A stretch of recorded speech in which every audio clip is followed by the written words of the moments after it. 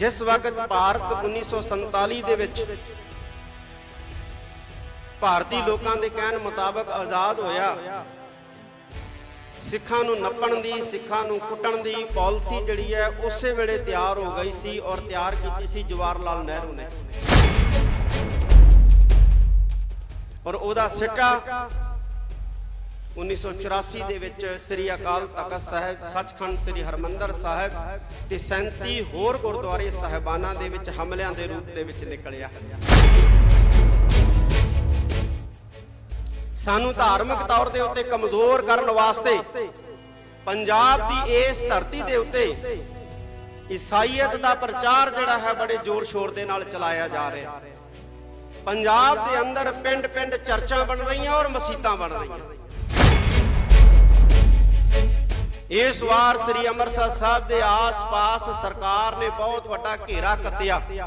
ਸਰਕਾਰ ਵੀ ਮੰਨਦੀ ਹੈ ਕਿ ਇਹ ਸ਼ੇਰਾਂ ਦੀ ਕੌਮ ਹੈ, ਕਿਉਂਕਿ ਸ਼ੇਰਾਂ ਨੂੰ ਕਾਬੂ ਕਰਨ ਵਾਸਤੇ ਵੱਡੇ ਵੱਡੇ ਪਿੰਜਰੇ ਜਿਹੜੇ ਨੇ ਜਾਂ ਵੱਡੀਆਂ ਵੱਡੀਆਂ ਦੀਵਾਰਾਂ ਖੜੀਆਂ ਕੀਤੀਆਂ ਜਾਂਦੀਆਂ। ਗਿੱਦੜਾਂ ਨੂੰ ਰੋਕਣ ਵਾਸਤੇ ਪਿੰਜਰੇ ਖੜੇ ਕਰਨ ਦੀ ਜ਼ਰੂਰਤ ਨਹੀਂ ਪੈਂਦੀ ਸਰਕਾਰਾਂ ਨੂੰ।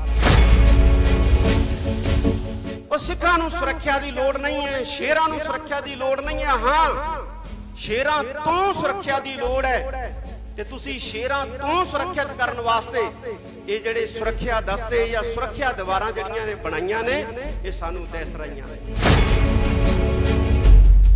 ਗੱਤਕਾ ਅਕੈਡਮੀਆਂ ਤੇ ਗੱਤਕੇ ਅਖਾੜੇ ਜਿਹੜੇ ਨੇ ਸਾਡੀਆਂ ਸੰਸਥਾਵਾਂ ਗੁਰਦੁਆਰਾ ਸਾਹਿਬਾਨ ਦੇ ਅੰਦਰ ਕਾਇਮ ਕਰਨ ਔਰ ਮਾਡਰਨ ਜਿਹੜੇ ਨੇ ਸ਼ਸਤਰ ਅਭਿਆਸ ਦੇ ਕੇਂਦਰ ਜਿਹਨੂੰ ਸ਼ੂਟਿੰਗ ਰੇਂਜਾਂ ਕਹਿੰਦੇ ਨੇ ਉਹ ਵੀ ਕਾਇਮ ਕੀਤੀਆਂ ਜਾਣ, ਕੋਈ ਹਰਜ ਨਹੀਂ ਹੈ। ਸਾਧ ਸੰਗਤ ਜਿਹੜੇ ਦੂਸਰੇ ਲੋਕ ਹੈ ਉਹ ਲੁਕ ਛਿਪ ਕੇ ਜਿਹੜੇ ਹੈ ਆਪਣੇ ਲੋਕਾਂ ਨੂੰ ਹਥਿਆਰਾਂ ਦੀ ਟ੍ਰੇਨਿੰਗ ਦੇ ਰਹੇ ਹੈ, ਸ਼ਸਤਰਾਂ ਦੀ ਟ੍ਰੇਨਿੰਗ ਦੇ ਰਹੇ ਹੈ।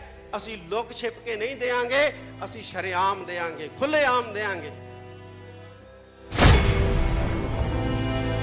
ਸਾਹਿਬ ਜੀ ਦੇ ਸਥਾਨ ਦੇ ਉੱਤੇ ਧੰਨ ਧੰਨ ਸਾਹਿਬ ਸ੍ਰੀ ਗੁਰੂ ਗ੍ਰੰਥ ਸਾਹਿਬ ਸੱਚੇ ਪਾਤਸ਼ਾਹ ਦੀ ਹਜ਼ੂਰੀ ਵਿੱਚ ਜੁੜ ਬੈਠੀ ਗੁਰੂ ਰੂਪ ਖਾਲਸਾ ਸਤ ਸੰਗਤ ਜੀ, ਸਭ ਤੋਂ ਪਹਿਲਾਂ ਫਤਿਹ ਪ੍ਰਵਾਨ ਕਰੋ। ਵਾਹਿਗੁਰੂ ਜੀ ਕਾ ਖਾਲਸਾ, ਵਾਹਿਗੁਰੂ ਜੀ ਕੀ ਫਤਿਹ।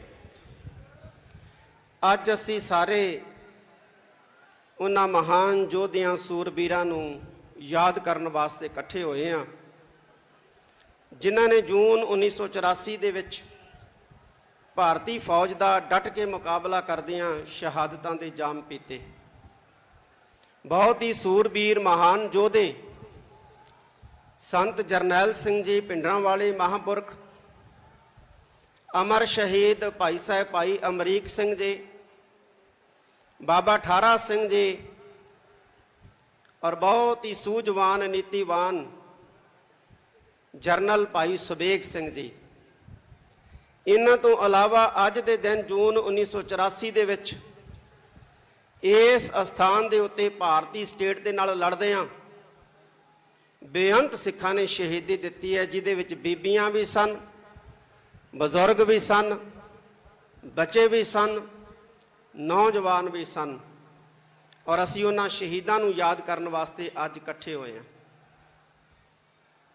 ਜਿਸ ਵਕਤ ਭਾਰਤ 1947 ਦੇ ਵਿੱਚ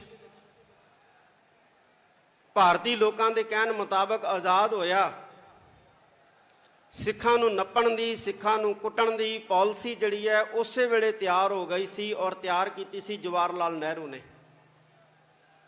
ਕਿ ਇਸ ਹਿੰਦੁਸਤਾਨ ਦੇ ਅੰਦਰ, ਇਸ ਭਾਰਤ ਦੇ ਅੰਦਰ ਸਿੱਖਾਂ ਨੂੰ ਨੱਪਣਾ ਹੈ, ਸਿੱਖਾਂ ਨੂੰ ਕੁੱਟਣਾ ਹੈ, ਸਿੱਖਾਂ ਨੂੰ ਦੱਬਣਾ ਹੈ, ਆਰਥਿਕ ਤੌਰ ਤੇ ਕਮਜ਼ੋਰ ਕਰਨਾ ਹੈ, ਸਮਾਜਿਕ ਤੌਰ ਤੇ ਕਮਜ਼ੋਰ ਕਰਨਾ ਹੈ, ਧਾਰਮਿਕ ਤੌਰ ਤੇ ਕਮਜ਼ੋਰ ਕਰਨਾ ਹੈ ਔਰ ਰਾਜਨੀਤਿਕ ਤੌਰ ਤੇ ਵੀ ਕਮਜ਼ੋਰ ਕਰਨਾ ਹੈ।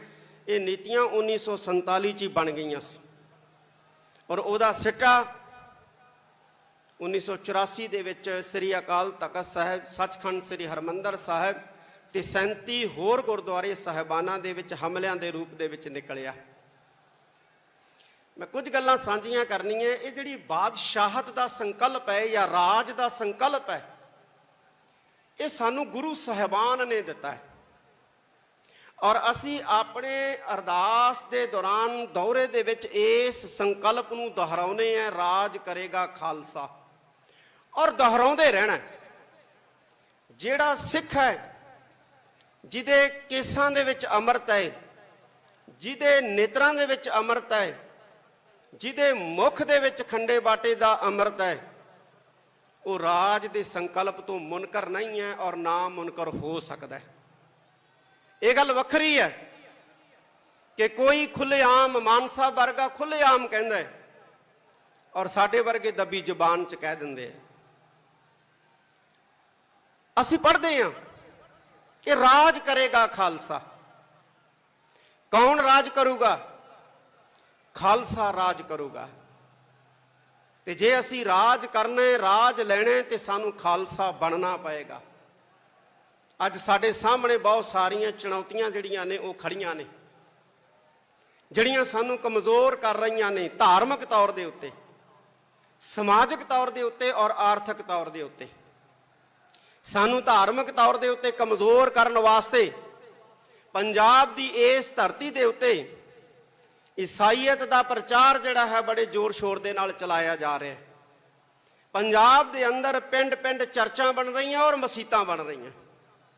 ਇਹ ਸਾਡੇ ਵਾਸਤੇ ਚਿੰਤਾ ਵਾਲੀ ਗੱਲ ਹੈ, ਸਾਡੇ ਵਾਸਤੇ ਫਿਕਰ ਵਾਲੀ ਗੱਲ ਹੈ। ਮੈਂ ਸਾਰੇ ਮਹਾਂਪੁਰਖਾਂ ਨੂੰ, ਜਿੰਨੇ ਵੀ ਸਿੱਖ ਧਰਮ ਨਾਲ ਸੰਬੰਧਿਤ ਮਹਾਂਪੁਰਖ ਹੈ, ਜਿਹੜੇ ਪ੍ਰਚਾਰ ਦੀ ਸੇਵਾ ਕਰਦੇ ਰਹੇ ਨੇ, ਮੈਂ ਉਹਨਾਂ ਨੂੰ ਇਹ ਕਹਿਣਾ ਚਾਹਾਂਗਾ ਕਿ ਇੱਕ ਵਾਰੀ ਫੇਰ ਨਿਕਲੋ। ਜਿਵੇਂ ਸੰਤ ਬਾਬਾ ਗੁਰਬਚਨ ਸਿੰਘ ਜੀ ਭਿੰਡਰਾਂ ਵਾਲੇ, ਜਿਵੇਂ ਸੰਤ ਬਾਬਾ ਜਵਾਲਾ ਸਿੰਘ ਜੀ ਹਰਖੋਵਾਲ ਵਾਲੇ, ਜਿਵੇਂ ਮਹਾਂਪੁਰਖ ਸੰਤ ਬਾਬਾ ਅਤਰ ਸਿੰਘ ਜੀ ਮਸਤੂਆਣਾ ਸਾਹਿਬ ਵਾਲੇ, ਇਹਨਾਂ ਨੇ ਵਹੀਰਾਂ ਘੱਤ ਕੇ ਪਿੰਡਾਂ ਦੇ ਵਿੱਚ ਪ੍ਰਚਾਰ ਕੀਤਾ ਸੀ ਤੇ ਸਿੱਖੀ ਬੁਲੰਦ ਕੀਤੀ ਸੀ। ਅੱਜ ਵੀ ਮੈਂ ਇਹਨਾਂ ਮਹਾਂਪੁਰਖਾਂ ਨੂੰ ਅਪੀਲ ਕਰੂੰਗਾ ਕਿ ਪਿੰਡਾਂ ਦੇ ਵਿੱਚ ਜਾ ਕੇ, ਖਾਸ ਤੌਰ ਤੇ ਬਾਰਡਰ ਏਰੀਏ ਦੇ ਪਿੰਡਾਂ ਦੇ ਵਿੱਚ ਜਾ ਕੇ ਸਿੱਖੀ ਨੂੰ ਮਜ਼ਬੂਤ ਕਰੋ। ਹੁਣ ਏਸੀ ਕਮਰਿਆਂ ਚੋਂ ਬਾਹਰ ਨਿਕਲਣ ਦਾ ਸਮਾਂ ਆ ਗਿਆ, ਪਿੰਡਾਂ ਦੇ ਵਿੱਚ ਜਾਣ ਦਾ ਸਮਾਂ ਆ ਗਿਆ, ਪਿੰਡਾਂ ਦੇ ਵਿੱਚ ਪ੍ਰਚਾਰ ਕਰਨ ਦਾ ਸਮਾਂ ਆ ਗਿਆ। ਕਿਉਂਕਿ ਜੇ ਅਸੀਂ ਧਾਰਮਿਕ ਤੌਰ ਤੇ ਮਜ਼ਬੂਤ ਨਾ ਹੋਵਾਂਗੇ, ਅਸੀਂ ਆਰਥਿਕ ਤੌਰ ਤੇ ਮਜ਼ਬੂਤ ਨਹੀਂ ਹੋਵਾਂਗੇ।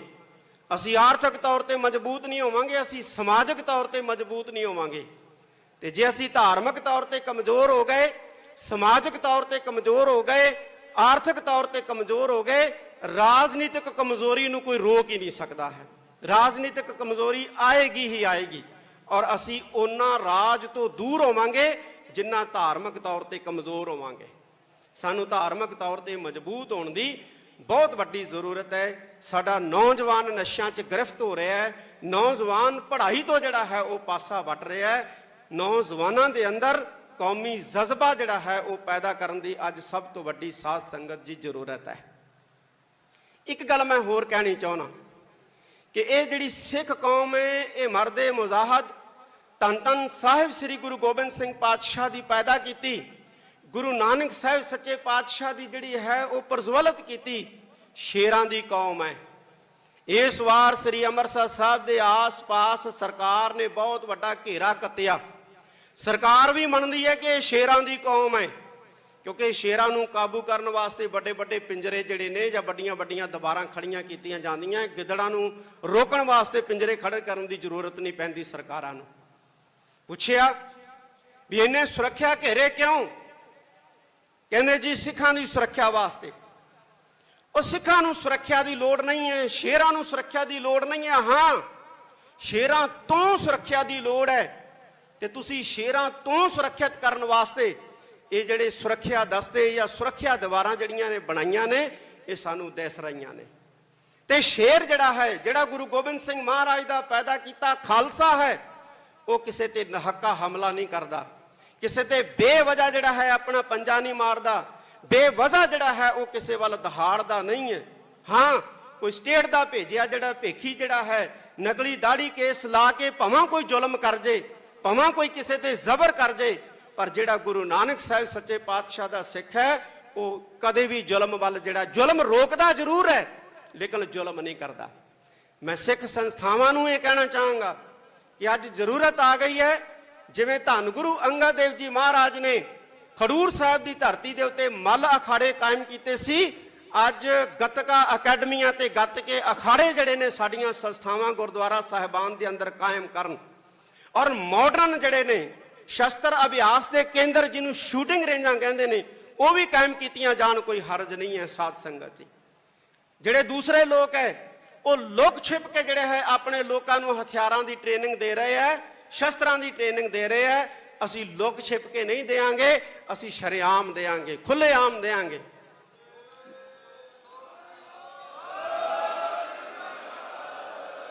ਅੱਜ ਵਕਤ ਆ ਗਿਆ ਅਸੀਂ ਇਕੱਠੇ ਹੋਈਏ, ਅਸੀਂ ਆਪਣੇ ਨੌਜਵਾਨਾਂ ਨੂੰ ਨਸ਼ਿਆਂ ਤੋਂ ਬਚਾ ਕੇ ਸ਼ਸਤਰ ਅਭਿਆਸ ਵਾਲੇ ਪਾਸੇ ਲਾਈਏ, ਬਾਣੀ ਦੇ ਅਧਿਐਨ ਵਾਲੇ ਪਾਸੇ ਲਾਈਏ ਔਰ ਵਿਦਿਆ ਦੇ ਲਈ ਉਹਨਾਂ ਨੂੰ ਇੰਨਾ ਪ੍ਰਬੀਨ ਕਰ ਦਈਏ ਕਿ ਸਾਡੇ ਸਿੱਖ ਨੌਜਵਾਨ ਜਿਹੜੇ ਮੁਲਕ ਦੇ ਵਿੱਚ ਵੀ ਜਾਣ, ਯਹੂਦੀਆਂ ਵਾਂਗੂ ਉਹਨਾਂ ਦੀ ਇਕਨੋਮੀ ਨੂੰ ਜਿਹੜਾ ਹੈ ਉਹ ਕਾਬੂ ਕਰ ਲੈਣ। ਜਦੋਂ ਸਾਡੇ ਨੌਜਵਾਨ ਇਸ ਕਾਬਲ ਬਣ ਗਏ ਕਿ ਦੁਨੀਆ ਦੇ ਮੁਲਕਾਂ ਦੇ ਵਿੱਚ ਜਾ ਕੇ ਉਹਨਾਂ ਦੀਆਂ ਇਕਨੋਮੀਆਂ ਦੱਬ ਲਈਆਂ ਤੇ ਸਾਡਾ ਰਾਜ ਜਿਹੜਾ ਹੈ ਦੁਨੀਆ ਦੀ ਕੋਈ ਤਾਕਤ ਜਿਹੜੀ ਹੈ ਉਹ ਰੋਕ ਨਹੀਂ ਸਕੂਗੀ।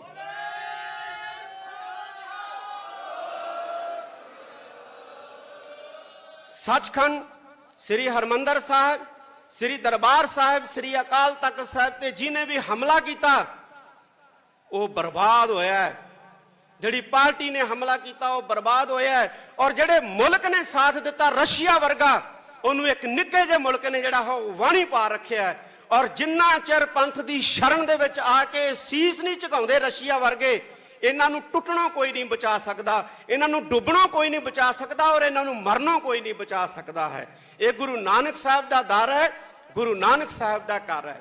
ਅੰਤ ਦੇ ਵਿੱਚ ਮੈਂ ਸਾਰੀਆਂ ਸਤਿਕਾਰਤ ਪੋਲੀਟੀਕਲ ਪਾਰਟੀਆਂ ਦੇ, ਖਾਸ ਤੌਰ ਤੇ ਸਿੱਖ ਪਾਰਟੀਆਂ ਦੇ ਆਗੂ ਬੈਠੇ ਨੇ, ਉਹਨਾਂ ਦਾ ਧੰਨਵਾਦ ਕਰਦਾ ਹਾਂ। ਆਪ ਸਾਰੀ ਸੰਗਤ ਦਾ ਧੰਨਵਾਦ, ਸਿੱਖ ਜਥੇਬੰਦੀਆਂ, ਸੰਪਰਦਾਵਾਂ ਦਾ, ਸੰਸਥਾਵਾਂ ਦਾ ਧੰਨਵਾਦ।